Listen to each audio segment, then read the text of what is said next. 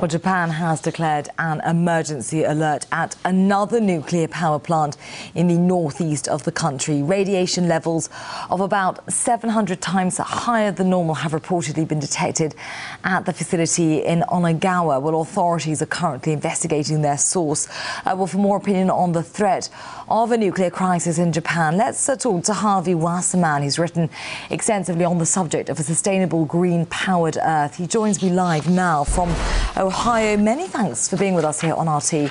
Now, Japanese officials insist that there is no danger for people in relation to the crises affecting its nuclear plants. Well, obviously, they do want to avoid panic, but just how bad really is the current situation there, do you think? Very bad. It's very bad. We have now reports of 6 reactors that are under stress. We've had at least a partial meltdown at least one reactor. We've already had to attempt to flood a reactor with seawater. The problem is that when nuclear reactors go down, they still require electric power to operate pumps to keep the reactors and the spent fuel cool, and this power has been lacking.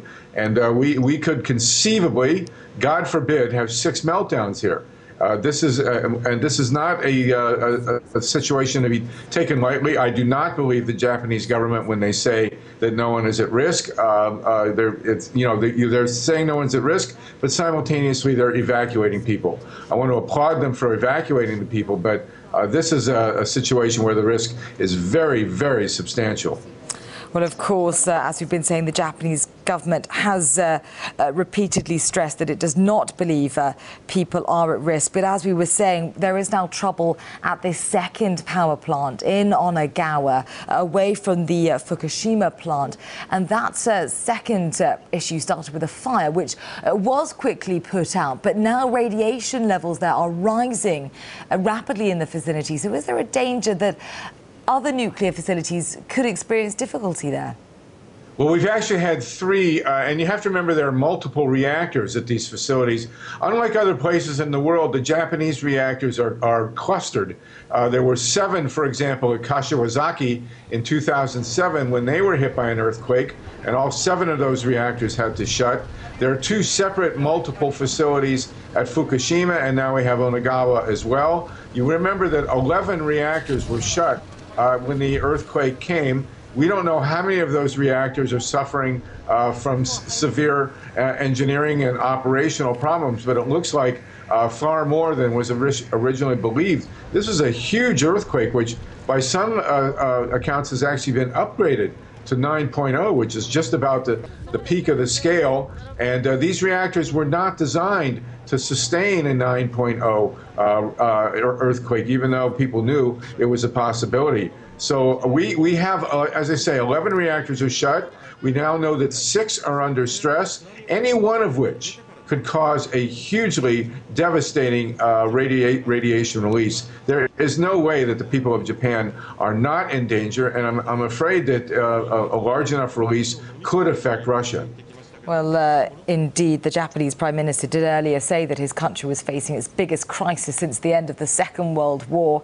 And moving on, Japan, as we know, it does experience minor earthquakes almost every day, doesn't it? So how safe do you think it really is for a country like this to even have nuclear power stations in the first place?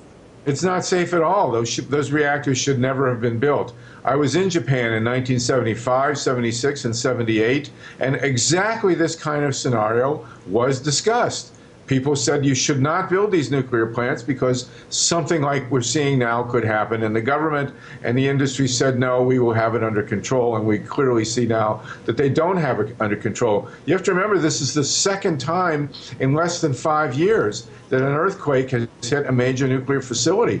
The Kashiwazaki facility was hit with 7 reactors in July of 2007. Serious damage was done, not as serious as we see today, but nonetheless, this is an endemic problem that we knew was happening all along. There were many, many people in Japan that argued against these reactors being built, and now we're seeing the consequences. Well, as you mentioned, as you mentioned earlier, after the crisis at Fukushima, the government did immediately order an evacuation with the exclusion zone subsequently widened considerably.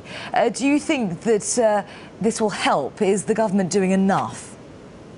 It's impossible to know. In a situation like that, it's hard to do enough.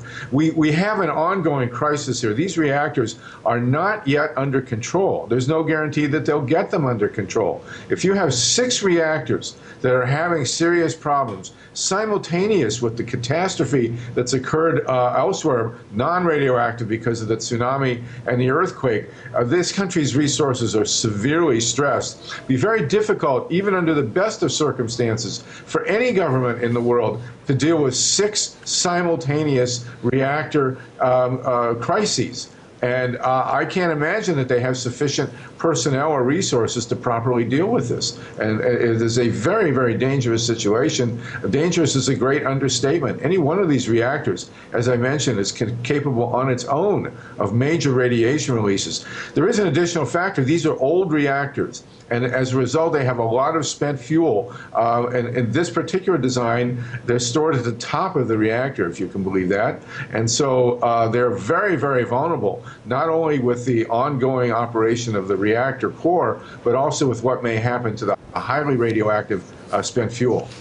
No, Japan undoubtedly facing a very critical situation. Harvey Wasserman, many thanks for speaking to us from Ohio. Well, thank you, and I wish you all the best.